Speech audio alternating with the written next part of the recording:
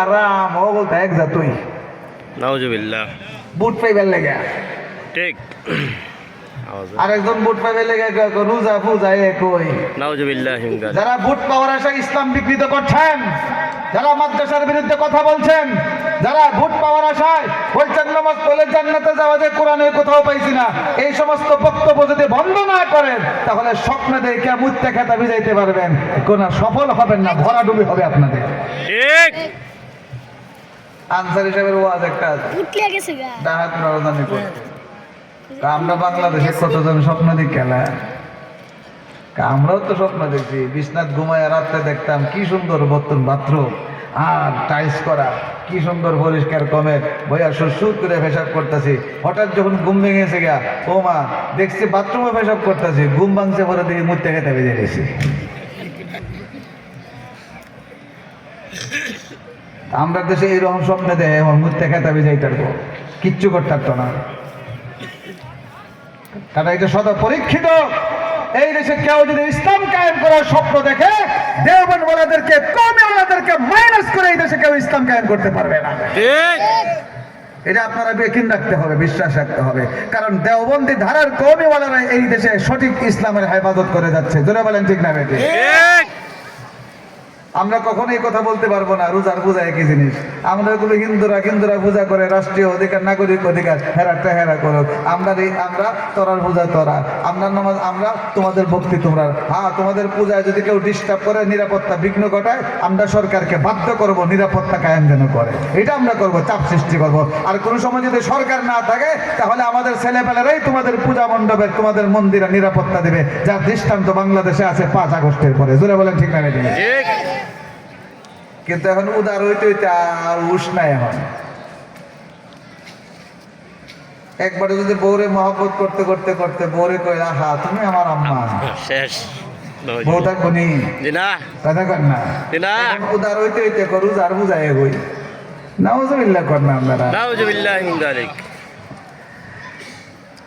এরপরে ইব্রাহিম আলাইহিস সালাম দোয়া করলেন, যেটা আমার কোয়া মাকসাদ, ربنا وبعث فيهم رسولا منهم يتلو عليهم آياتك ويعلمهم الكتاب والحكمة ويزكيهم إنك أنت العزيز الحكيم।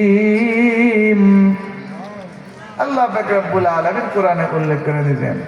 এরপরে ইব্রাহিম বলেন, ইয়া আল্লাহ, কাবা যে বানাইলাম, এই কাবা যদি কিয়ামত পর্যন্ত আবাদ রাখতে হয়, কিয়ামত পর্যন্ত দুনিয়ায় যদি তোমার নাম জিন্দা রাখতে হয়, তাহলে আল্লাহ তুমি এই মক্কা নগরীতে এমন একজন রাসূল পাঠাও, যে রাসূলের সিলেবাস হবে 1 নম্বর তোমার কিতাব কোরআন শিক্ষা দেবেন, 2 নম্বর তিনি হিকমত হাদিস শিক্ষা দেবেন, 3 নম্বর মানুষের কলবটাকে মানুষের শিরকের গুনাহ থেকে, গুনার ময়লা থেকে পবিত্র করবেন। এই 3 ডিউটি দিয়ে তুমি একজন রাসূল পাঠাও। দোয়াটা করছেন ইব্রাহিম আলাইহিস সালাম কোন জায়গা? আরে মক্কা না, বাইতুল্লাহর সামনে। কোথায় সামনে? বাইতুল্লাহর সামনে। বাইতুল্লাহর সামনে দাঁড়াইয়া আল্লাহর কাছে কবুল হয়ে গেছে। কবুল হবে না কেমনে? কারণ দোয়াটা করতেছেন আল্লাহর কাছে, যিনি করতেছেন তিনি হলেন আল্লাহর বন্ধু খলিলুল্লাহ। করতেছেন কোন জায়গায়? বাইতুল্লাহর সামনে দাঁড়াইয়া। ইব্রাহিম আলাইহিস সালামের দোয়ার বরকতে আল্লাহ আমাদের নবী মুহাম্মদুর রাসূলুল্লাহ সাল্লাল্লাহু আলাইহি সাল্লামকে জন্ম দিলেন। এখন দেখা যায় নবীর ডিউটি হয়ে গেছে, যেরকম ইব্রাহিম আলাইহিস সালাম বলছিলেন। আমাদের নবীর 1 নম্বর ডিউটি, 1 নম্বর সিলেবাস হলো কোরআন শরীফ মানুষকে শিক্ষা দেওয়া। যেরকম সুবহানাল্লাহ বলেন, আলহামদুলিল্লাহ। আলহামদুলিল্লাহ। কামা আরসালনা ফীকুম রাসূলাম মিনকুম ইয়াতলু আলাইকুম আয়াতিনা ويزكيكم ويعلمكم الكتاب والحكمة ويعلمكم ما لم تكونوا تعلمون।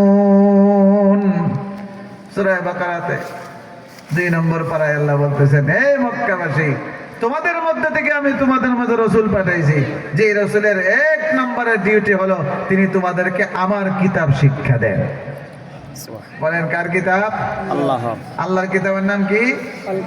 আল কোরআন। বলেন কি? আল কোরআন, আল ফুরকান, আজ যিকর, এই সবগুলো কোরআনের নাম।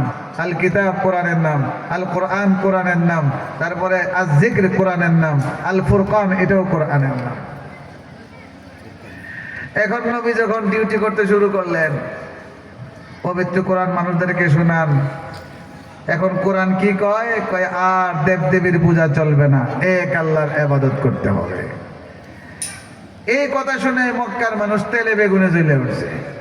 অথচ এতদিন পর্যন্ত এরাই নবীরে কইতো as-সাদিক আল আমিন, মুহাম্মদের মতো সত্যবাদী কেউ নাই, মুহাম্মদের মতো আমানতদার কেউ নাই, মুহাম্মদ as-সাদিক, মুহাম্মদ আল আমিন।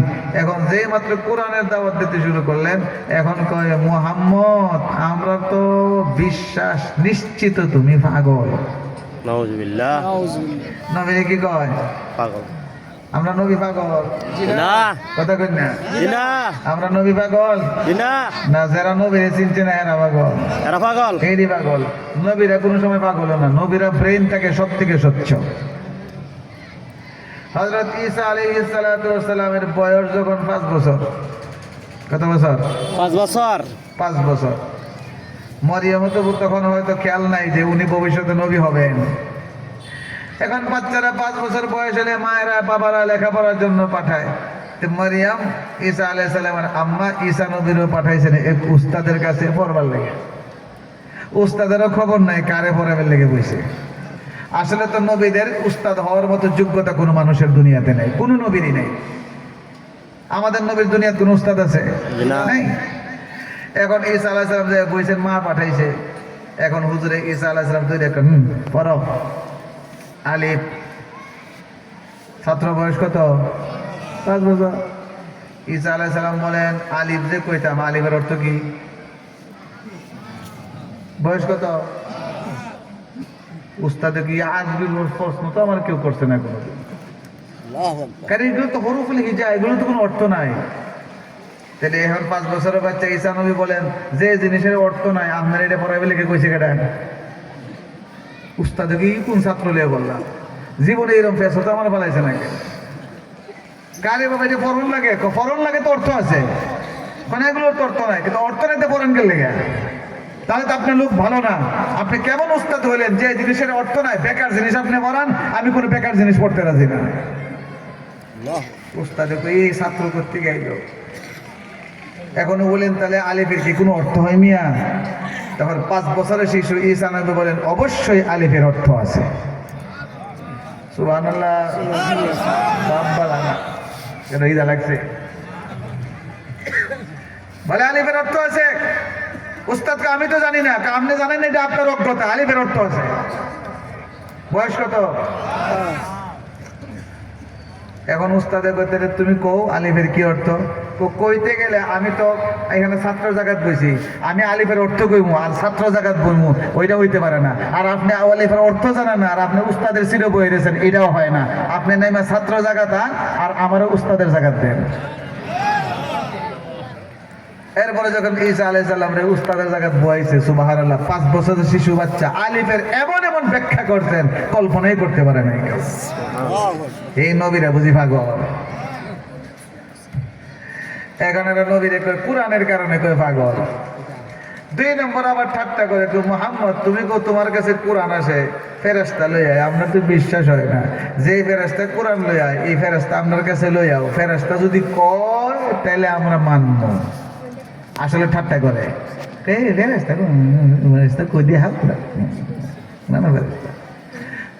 এই যে ঠাট্টা বিদ্রুপ করে নবীর সাথে জবাব টাকাটা দিব আল্লাহ।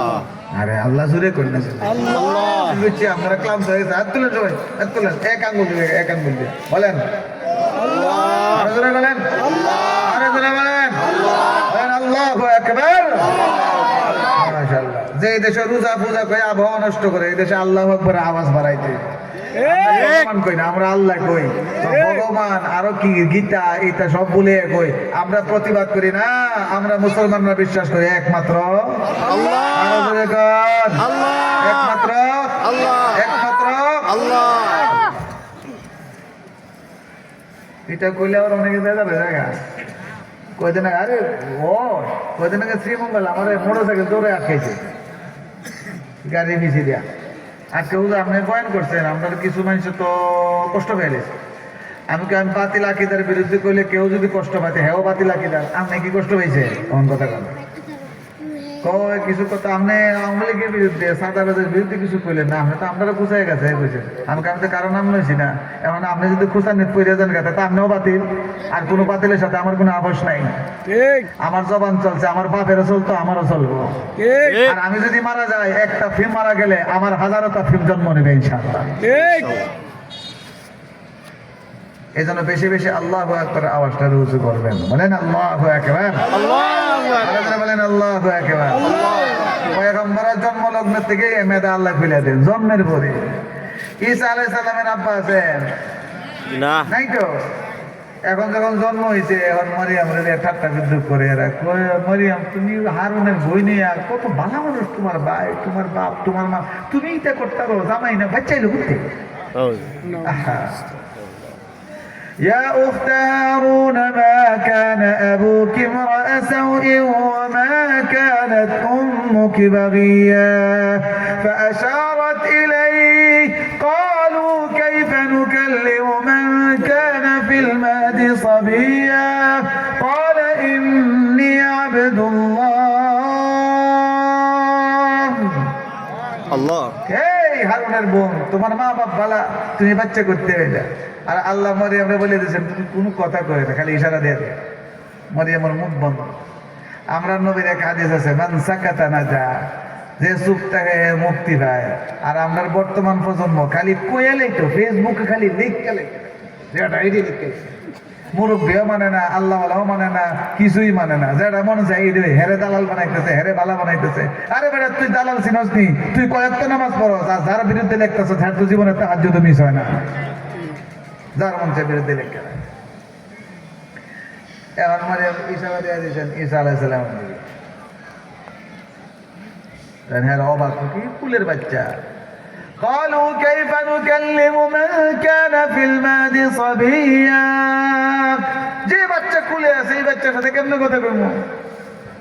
এমন সময় ঈসা নবী চিৎকার করে কইতেছেন, قال إني عبد الله آتاني الكتاب وجعلني نبيا। এই বদতমিজরা, আমার মারে দোষারোপ করস, আমার মারে দোষারোপ করে না, আমি হলাম আল্লাহর বান্দা। قال إني عبد الله آتاني الكتاب, আমি এমন বান্দা আল্লাহর, আল্লাহ আমাকে কিতাব দান করবেন এবং আল্লাহ আমাকে নবীও বানাইছে। সুবহানাল্লাহ। এরা পাগল। আমরা নবীর কয় পাগল, আবার কয় ফেরেশতা দেখাও। তা আল্লাহ জবাব দিয়েছেন, আল্লাহ কোন নবী আপনি জানাই দেন, এরা ফেরেশতা দেখতে চায় না, ফেরেশতা আমি দেখাইব, অসুবিধা নাই। কেমন ফেরেশতা দেখাইমু? আপনার কাছে ফেরেশতা যায় আমার রহমত কোরআন নিয়া, আর হেরার কাছে যে সময় ফেরেশতা পাঠাইমু ডান্ডারা দিয়া পাঠাইমু, বাইরিয়া এমন ভাবে ধ্বংস করবো, একটা অবস্থা। يا أيها الذي نزل عليه الذكر إنك لمجنون لو ما تأتينا بالملائكة إن كنت من الصادقين ما ننزل الملائكة إلا بالحق وما كانوا إذا منظرين। الله বলেন কোনো অসুবিধা নাই, ফেরেশতা তোরার কাছেও পাঠাইমু, কিন্তু বাস্তারতে না একটাও। এটা হলো এক জবাব। 2 নম্বর, আল্লাহ কিয়ামত পর্যন্তের জন্য চ্যালেঞ্জ নিয়েছেন আল্লাহ নিজে। এটাই আমার কোয়ার উদ্দেশ্য। সর্বশেষ আল্লাহ বলতেছেন, ইন্না নাহনু নাযালনা যিকরা ওয়া ইন্না লাহু লাহাফিযুন। আল্লাহ বলেন, এই মক্কার মূর্খের দল, জাহেলের দল, এরা আমার নবীর কোরআনের কারণে পাগল গছ। এতদিন কইছত আস-সাদিক, এতদিন কইছত আল আমিন, এখন কোরআনের কারণে আমার হাবিবকে পাগল বলিস। আল্লাহ বলেন, পাগলের কথা কেউ হেফাজত করে না, পাগলের কথা কেউ রেকর্ড করে না, কিন্তু যেই কোরআনের কারণে আমার হাবিবকে তোরা পাগল বলে যাচ্ছিস, এই কোরআন আমি আল্লাহ নাজিল করেছি, কিয়ামত পর্যন্ত আমি আল্লাহ হেফাজত করব। এখন আপনারা জিজ্ঞাসা, কোরআন শরীফ আগের মতোই আছে না, বুঝতে গেছি? হ্যাঁ আছে। সেই লৌহে মাহফুজে আল্লাহর কাছে যেই কোরআন, আমাদের সামনেও সেম, কোনো বেশ কম নাই। যুগে যুগে বহু মানুষে পরীক্ষা করে দেখছে, বেশ কমনি করতে পারে নাই। কেন? আল্লাহ এই কোরআনের হেফাজত করবেন, আসমান থেকে কোরআন ছেড়ে দিবেন এমন না। আল্লাহ বলছেন লাহাফিজুন, বহু বচন শব্দ দিয়া ইঙ্গিত করছেন এই কোরআন যে আমি আল্লাহ হেফাজত করব, আসমান থেকে কোরআন ফালাবো না, বরং আমার বান্দাদের মধ্য থেকে কিছু বাছাই করা বান্দাদের সিনার ভিতরে কোরআন ঢুকাইয়া ওই মানুষের সন্তানের মাধ্যমে আমি কিয়ামত পর্যন্ত কোরআনের হেফাজত করব। খুব সম্ভব বাদশাহ খলিফা হারুন রশিদের আমলের ঘটনা। এক ইহুদি ওনার দরবারে কিন্তু কর্মচারী কাজ টাজ করতো, ইহুদি। উনি তারা বহু ইসলামের দাওয়াত দিয়েছেন।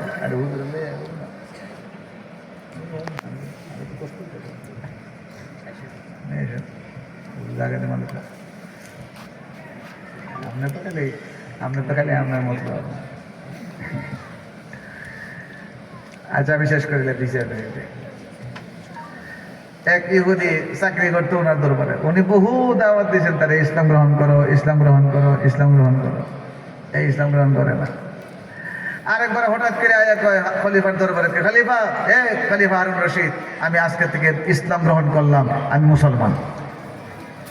উনি বলেন তোমার এত দাওয়াত দিলাম, আগে মুসলমান হইলে না, এখন আজকে নতুন করে মুসলমান কি ব্যাপার? আমার ফিটটা চায় দেয়।